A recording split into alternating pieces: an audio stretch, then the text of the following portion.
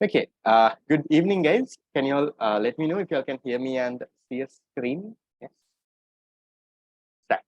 Okay, so today we need to start from the 2012 A-level paper. I think last class we were only able to do the 2011 one, but we went a lot in deep into the questions. We discussed a lot of new areas.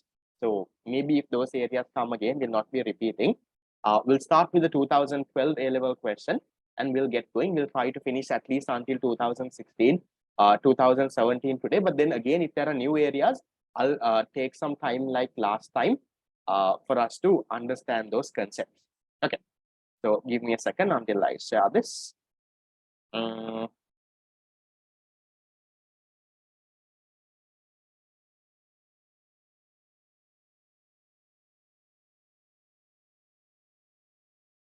Okay, so if I'm not mistaken, this is where we need to start with. Can someone confirm the 2012 A-level question number 7?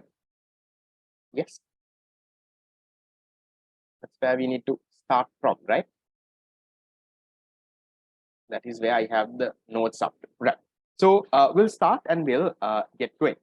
So the 2012 A-level question number 7 says, the diagram shows the market demand for good X. Okay. A movement from point A to point B would most likely be caused by. So this is a good tricky question, guys. By the looks of it, can you tell me if you are to go from point A to point B, what should it be? If you are to go from point A, currently you were at this point, right? Then you need to go to point B. So by the looks of this question, we are looking at something that is increasing the quantity demanded. No, when you see point A is over here, so something that where the price goes down and the QD increases. We are looking at an increase in quantity demanded. Now, for an increase in quantity demanded, what should happen? The price of the product should come down. Can you look at the answers and tell me, is there any answer that talks about a decrease in the price? If there is a decrease in the price, then you will go from point A to point B, correct? Look at the answers and see, is there any answer that says decrease in the price of good X? Is there an answer that says decrease in the price of good X? No, right? All the answers are saying increase in the price of good Y, a substitute, increase in consumers' income, decrease in this thing, decrease in production cost. So now what you need to realize here, guys, is you're going from A to B. You need to imagine there is an imaginary supply curve here. So currently you are at point A because of equilibrium. So currently there has been a supply curve at this point. But now you're going from this point to this point, not because of a increase in quantity demanded. You're going from this point to this point because for some reason, the supply curve would have increased. The supply would have gone up. So maybe this is S1. So did you understand that part over there? How did you go from A to B? Not because of an increase in quantity demanded, because your equilibrium had changed. Earlier, your equilibrium was at point A. Now your equilibrium is at point B. Means how did you get there? The reason was an increase in the supply. So now can you look at the answers and tell me, is there any answer that talks about an increase in the supply, where the supply curve will shift to the right? Have a look and see. Is there any answer that talks about that? Increase in the price of good Y. Substitute. That will affect demand, not that. Right? You can't get that. So that is also not your answer. Okay, so not one. Increase in the consumer income. Again affecting demand. No. Decrease in consumer income. Again affecting demand. No. Decrease in the cost of production. That can be our answer, right? If the cost of production goes down, what happens? With the decrease in the cost of production, you have a rightward shift of the supply curve. Supply curve shifts to the right. So maybe then you can move from point A to point B. And the last one, decrease in the supply. No. It has to be an increase in the supply. So that is also wrong. So therefore, we end up with what? Answer number 4. Is that okay? 2012 A levels, question number 7. A very simple question to start off with. Others also, guys, are you all fine? Yep. So then we'll move on to the 2013 A level. Sorry, 12, question number 8. Okay, this is a very easy one. Which of the following is, I want all of you all to give me an answer, right? We'll see how many of you all at least can attempt this. Which of the following would shift the supply curve of a good to the left? Supply curve of a good to the left means we are talking about a decrease in the supply. So can you tell me which of these answers will cause a decrease in the supply? Come on, guys. If you all can't attempt this, now there is a small problem. After doing so much of work, if you can't find out a reason what is causing a decrease in the supply, increase in the cost of production, decrease in the cost of production, increase in the price, decrease in the price, a decrease in demand. What will cause the supply curve to shift to the left? Very simple. It's what? What will cause a decrease in the supply, guys? A decrease in the supply can happen if the cost of production increases, right? If there is an increase in the cost of production, you can have what? You can have a leftward shift. That part is very easy. I'm not going too much into explaining how and why the others are wrong, because all the answers I got, almost all the answers I got are correct. So remember, with the increase in the cost of production, suppliers are demotivated. As a result, supply shifts to the left or supply decreases. Okay, so we'll move to the next one. Question number 9. Now, this one I taught you all last class. We'll see how many of you all remember. A consumer finds his total expenditure on rice remains the same after the price of rice declines. Other things being equal, guys, can you tell me the moment you see this? They are saying the price is changing, but the consumer's expenditure is not changing. That means consumers expenditure. Remember, we learned PED, total revenue consumer expenditure, last class. Can you tell me consumer expenditure is not changing even when the price changes?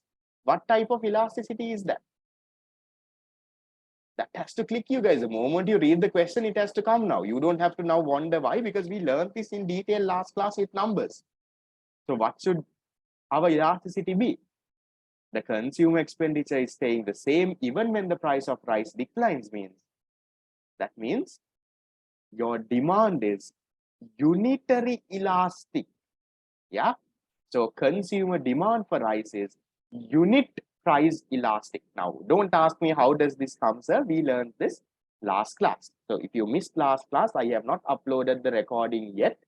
I will upload it within this week. Once I get a little free, I will upload that in detail. I had a separate session explaining how all of that works. For those who are there in the class, are you all okay with it? Fine. Do you all remember the story? When it is this thing, that is how it works. Okay. So hoping that is fine. For those who are not there, I'll upload the recording, guys.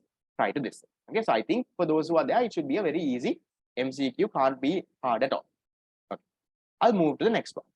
Question number 10. Setting an effective price floor. Now, what is a price floor, guys? Is it a maximum price or a minimum price? A price floor. Okay. What is it? Maximum or a minimum? It's a minimum price. Can you tell me where is this set? Above equilibrium or below equilibrium? For the price floor to be effective, where do you set it? You set it above the equilibrium price, no? So guys, what do you think happens when you set this thing above equilibrium? Can you tell me the consumer surplus becomes what? Consumer surplus becomes this area, right? This is the consumer surplus. Which area is the producer surplus? This area that I'm highlighting in green. Yeah. So what do you think happened, guys? Initially, right, I'll draw this in red dotted lines. Initially, consumer surplus is this red area that I'm drawing in red dotted line. What happened? After this price flow, what happened to consumer surplus? Now it is that blue area. Consumer surplus has decreased, right? Then producer surplus, I'll draw it in a green dotted line. Earlier, it was this area, right? It's not very visible, but okay. Earlier, it was this green dotted line, this area here. Now, what has happened to producer surplus? It has now gone up, it has increased. So, consumer surplus has come down. Why, guys? Because with the effective price flow, the price the consumer pays goes up. No, earlier, let's say he paid how much? Let's say earlier he paid 10 rupees. But now, because the price flow is, let's say, set at 15 rupees, what happens? The consumer is losing. Consumer surplus decreases, it goes down. And what happens to producer surplus? Right? Imagine this producer surplus, now they are saying effective price flow. No? So this is because the government is intervening and they are buying the excess supply or providing a deficiency payment. It's being made effective. So as a result, what happens to producer surplus? That goes up. So consumer surplus decreases, producer surplus increases. Which one is our answer? Our answer is the 1, 2, 3, 4, 5. Answer is the fourth one. No, a decrease in the consumer surplus and an increase in the producer surplus. That is also somewhat easy and manageable. We'll then move to the next one. Question number 11. If the income elasticity for good X is negative, YED is negative. Cross elasticity between X and Y is also negative. Okay. Which of the following must be true for good X? Guys, how do we classify? Can you all tell me? Can you all help me with this? Based on YED, how do you classify goods, guys? Yeah. How do you classify? Based on YED? If YED is positive, what can you say? If your YED is positive, or in other words, greater than 0, what type of good is it? If your YED is positive or greater than 0, we call it based on income elasticity. What can we say, guys? We can say it's a normal good. Yeah, a normal good. If it's positive, it's a normal good. What if it is positive and greater than 1 also? It's positive. Now, positive means more than 0, no?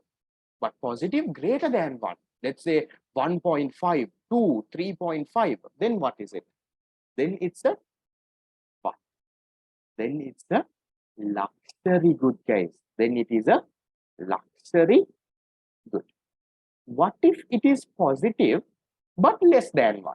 That means 0.5, 0.6, 0.22. What is it then? Positive but less than 1. Then it's a what? Then it's a essential good. Or we can also call this what? A necessity. We can call this a necessity. That's how you classify based on YED. So guys, can you all tell me then, in this question, they are saying income elasticity is what? They are saying income elasticity of demand for good X is negative. So what is it then? X is a normal good, X is an inferior good.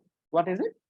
It's a inferior good. So then we can cut off answer number 1. We can cut off answer number 1, cut off answer number 2, cut off answer number 5 also. Then we look at XED, cross elasticity of demand. Yes, what can you tell about that, guys? If the XED, okay, this one I didn't write, let me write this. If your XED is, sorry, YED is negative, then it's what? It's a inferior good. If the YED is positive, it's a normal, negative inferior, Positive also we can further classify. If it's positive and greater than 1, we call it luxury. Positive and less than 1, we call it a essential good. Okay. So can you tell me this, guys? If XCD is positive, what can you say? The two goods that we are talking about are what? Positive means greater than 0. That's what positive is. What can you say? The two goods is, here I'll show you. The two goods are what? The two goods are substitutes, right? The two goods that we are talking about are substitutes. If the XCD is positive, and what if it is greater than 1? Then what do we say? Positive greater than 1 also. Then the two goods are what? Then the two goods are close substitutes. Positive and greater than 1 also. Let's say 1.5, 2, 5, right? Then what if the XCD is positive but less than 1? 0.5, 0.6. What can you say then? Positive, less than 1. Then the two goods are, they are distant substitutes. What if your XCD is negative? You have a minus number. XCD is less than 0. Minus 1, minus 2, minus 3. What do we have? No, it's not the other way around. Greater than 1 is close substitute. XCD, if it is negative, then we can call the two goods are complementary.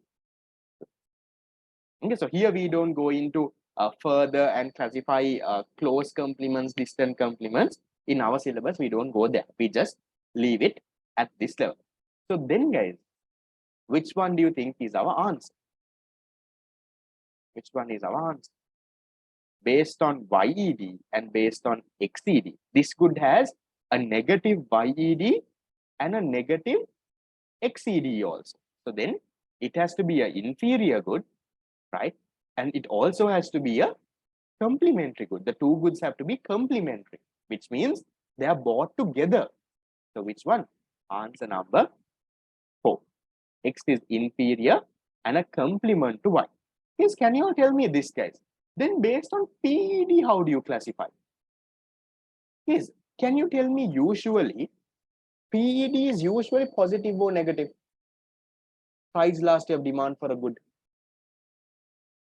The usual story. Usually PED is negative. Why? Because it complies with the law of demand. What is the reason? Because it complies with the law of demand. So can you tell me, now we have mainly 3 types of goods. No? We have normal, inferior, and given. From these 3 types of goods, what are the goods that comply with the law of demand, that has a negative relationship between price and QD? Which one? So if your PED is negative, it can be either a normal good or it can even be an inferior good, because both normal goods and inferior goods comply with the law of demand, meaning there is a negative relationship between price and QD.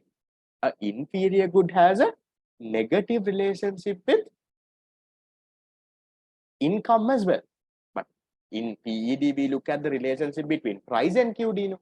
So if the PED is negative, it's either a normal or an inferior. If the PED is positive, what does that mean? If the PED is positive, means it does not comply with the law of demand, does not comply with the law of demand. That means there can be a positive relationship between this and this. So what type of a good has a positive relationship between price and QD, guys? What is the good? That's the ideally given good. You can also say Veblen and all of it, but mainly it's a given good. So just have that in mind as well. But they don't test this much. But there are instances where it's tested. I make questions in my mock exam and fast track. I usually make it very complex and test. So, just have those in mind. Is that okay? Fine. Safe. Okay. Right. Then we'll go to the next one. Question number 12. Right. Now, this is also the same thing that we learned before. Okay. Assume that the demand for bottled water is relatively price elastic. So, demand for a bottle of water is elastic. Okay. An increase in the supply of water will result in which of the following? Can you tell me? Okay. First of all, guys, we'll go. It's a very interesting question. Okay. We'll see. First, can you tell me there is the demand. The demand for bottle of water is elastic. That means a demand curve like this. Okay, we'll draw a normal supply curve. This was the equilibrium price. Can you tell me if there is an increase in the supply of the good, what will happen to the price in the market? Okay, first of all, increase in the supply means what should I do in this diagram? What should I do in this diagram?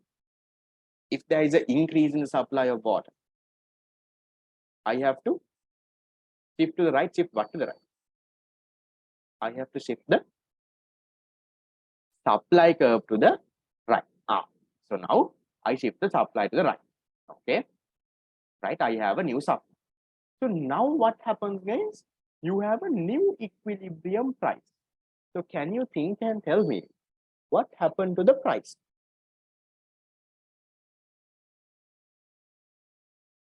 Price has gone down a little, no?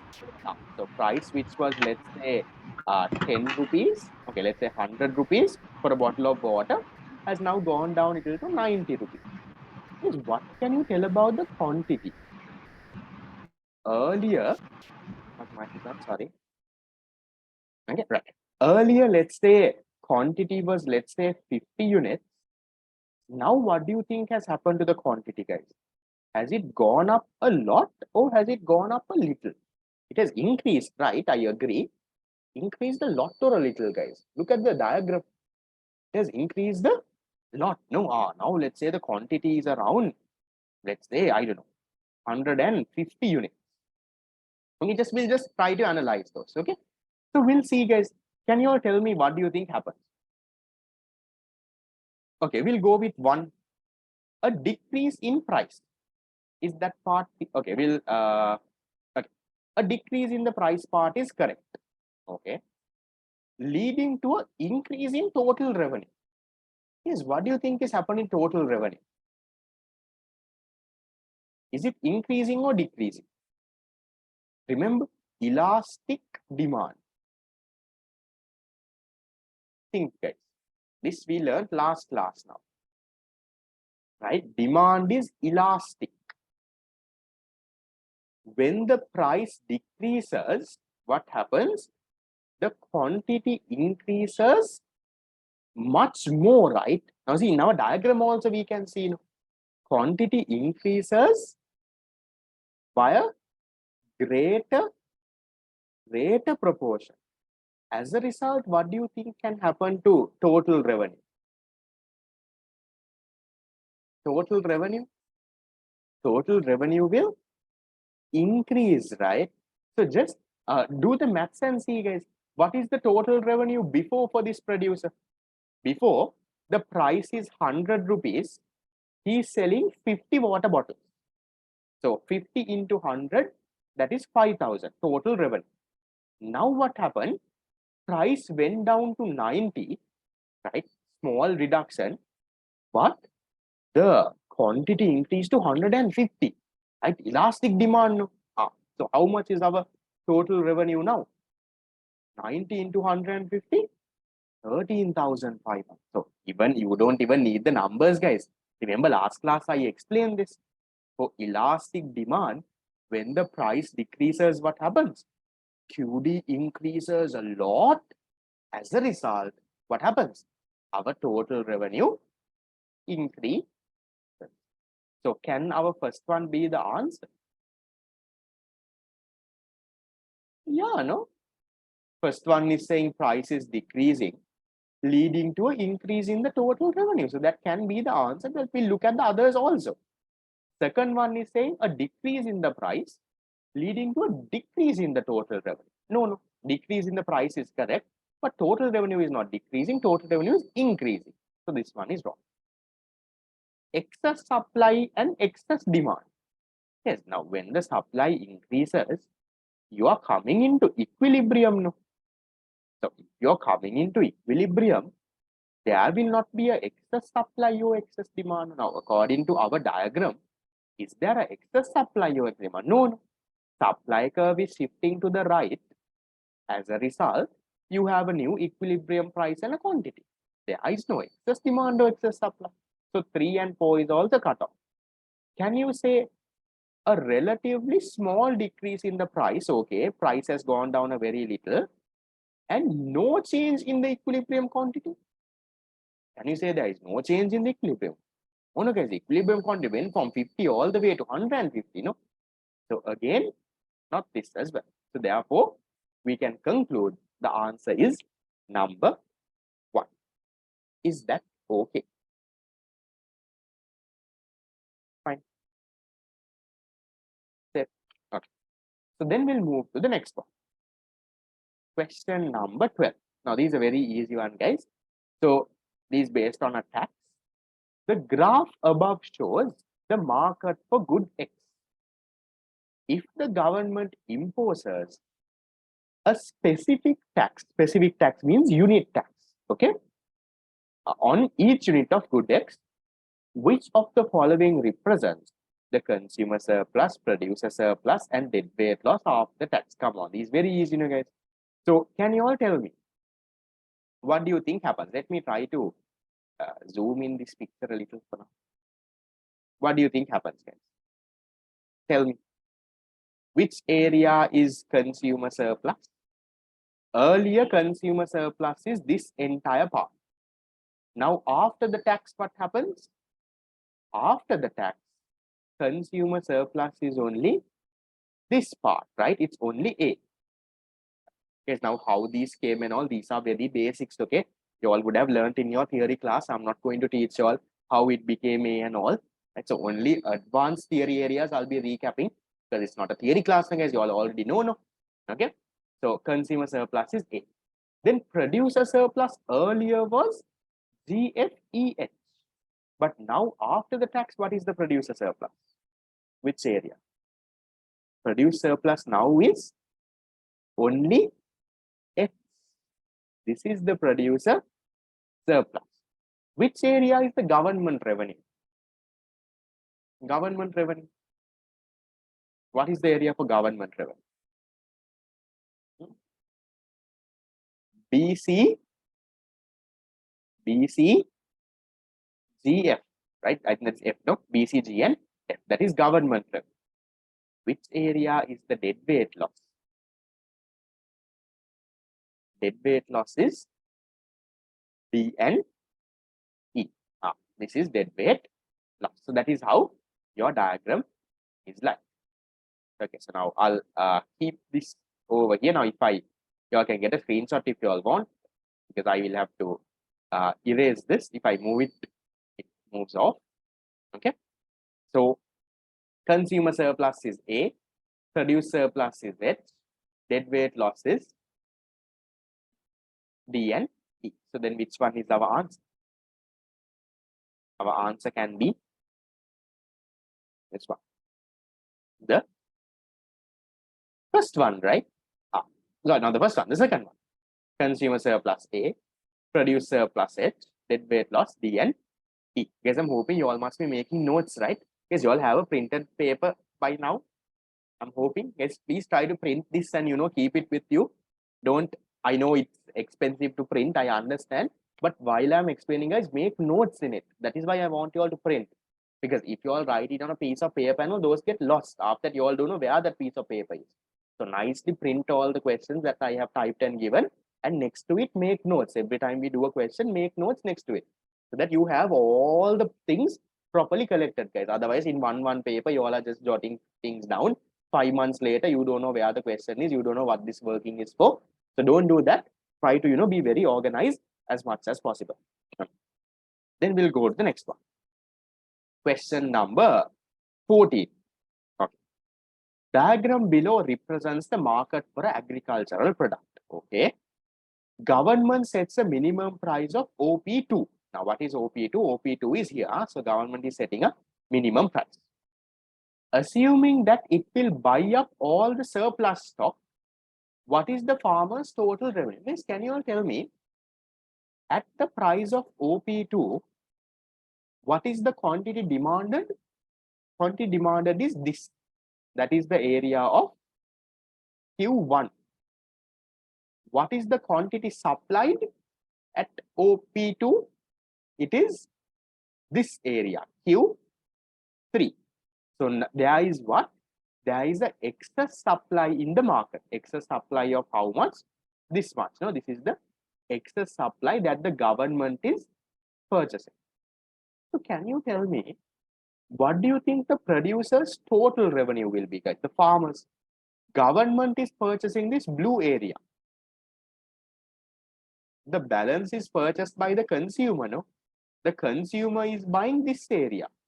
If you look at it, consumer buys this area. So this is purchased by the consumer. The blue area is purchased by whom? The blue area is purchased by the government.